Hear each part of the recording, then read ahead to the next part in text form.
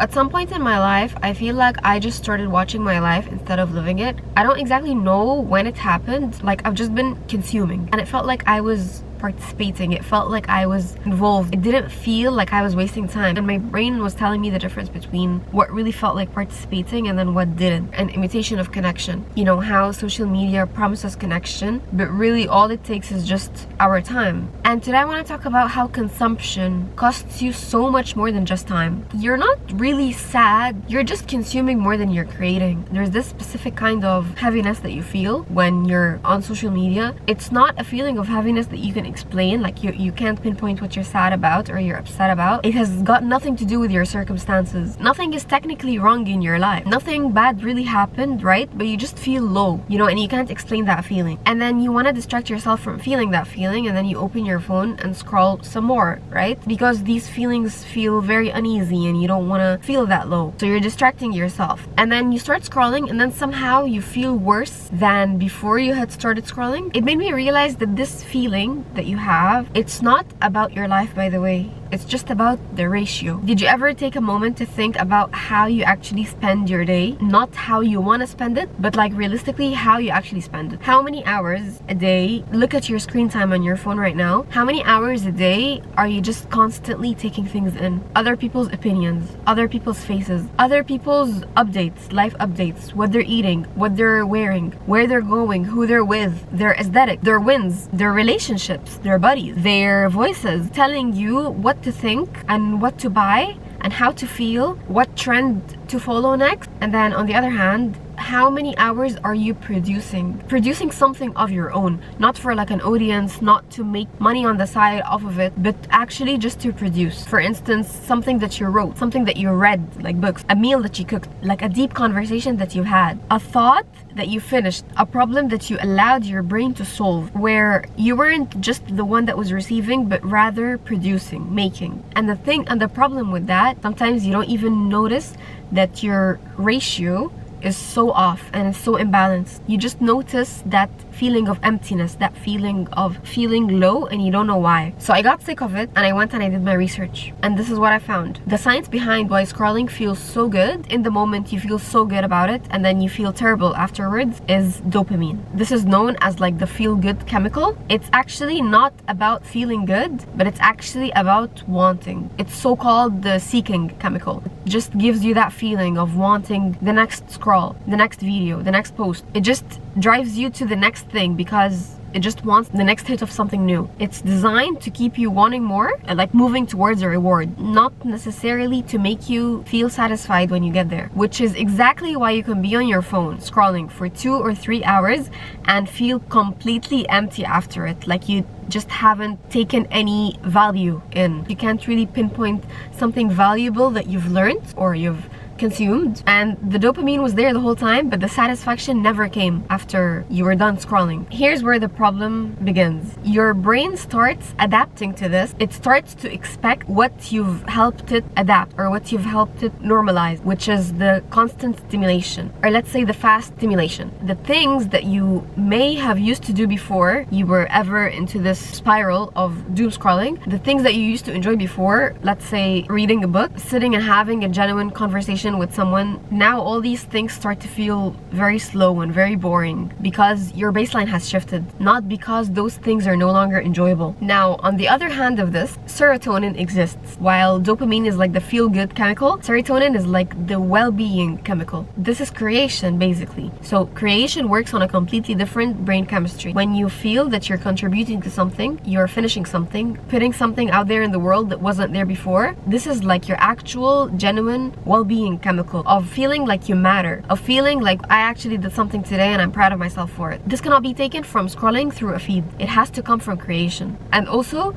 there's a very, very fine line between creation and productivity. This is not about hustle culture. This is not about being productive. It's not about building a side hustle that will make you money on the side, something that you can like monetize your creativity with. I'm talking about like the basic human need, our basic biology. technology dated back to our ancestors, they literally used to make everything on their own as like a means of survival. They used to make their own food, they used to bake their own bread, build their own shelter, made their own clothing, made their own music, made their own tools. Creation was not just a hobby, like it was a way of life, and it was definitely not so that they can hustle. It's how humans basically participated in their community by living it, like actually living in it. And now ironically we live in a world today that we can consume so much without creating a single thing, and then weirdly enough we have accepted that as normal. And also one more thing about creation is that you don't necessarily have to be creative in order to create, because again, it's not about you being the best at something so that you can like monetize it. Creation is simply any act of making something happen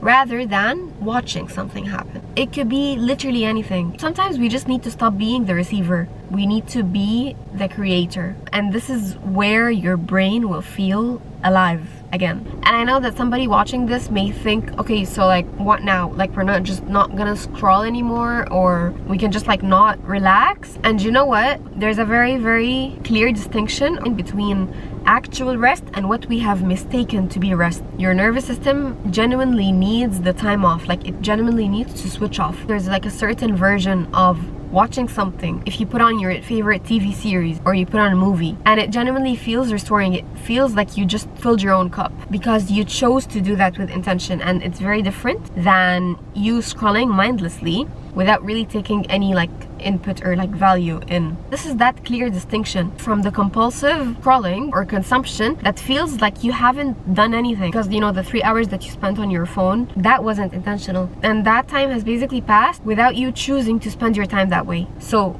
I feel like the question to be asking yourself is not did I consume today, but rather how do I feel right now compared to when I had started? Because genuine rest, or so to say mindful consumption or like mindful watching or listening, it genuinely fills you. And on the other hand, compulsive consumption drains you instead. So the goal here is not to be a person that doesn't consume anything and like throws away their phone, but rather it's to incorporate one small act of action or creation in your day where you're the maker instead of the receiver. One moment where you just felt like you were creating energy rather than just absorbing it. Because you know what I realized? The feeling of happiness or the feeling of feeling better always comes after you have decided to do that thing. You will not feel like writing until you've written 3 sentences and then you're into it. You will not feel like moving your body until you get dressed, put on your cute gym outfit, and actually start moving your body, and then you start to feel better, because motivation always follows the action. So I thought about putting a small list of things that you can do to like start incorporating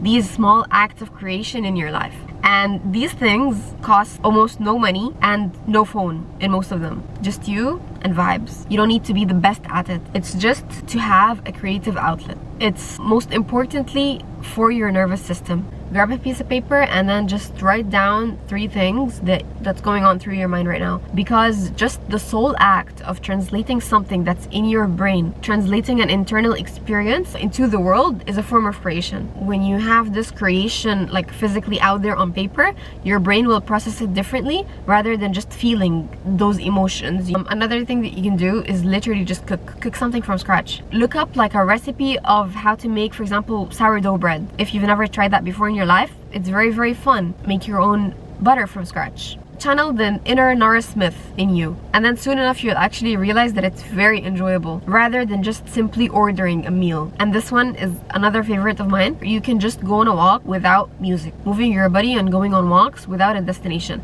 I try to get in 10k steps every day, just you and whatever you notice, the greenery around you, just listening to birds chirping, how the leaves on the trees just move with the wind. It sounds boring and it sounds like nothing at first, but when you start really noticing, you will start to realize you live in such a beautiful world and we don't actually notice enough of it. If you notice like a bird, or if you notice how it flies, or if you notice how a tree stands so tall. You know, in Islam it's actually sunnah. You just ponder at nature. Even if you just go to the beach and you just sit and watch the waves, or take a book with you to read and feel the breeze like in your hair. Honestly, I don't think there's a better feeling in the world. And it may feel that you're not really creating something at first, but this is a form of creation in itself. The soul experience of being present in your own body, that's an experience, like that's creation in itself. You know, being present. You are making the most out of a moment that would have otherwise been scrolled through. This one I just love. It just brings me so much joy. I don't know why, but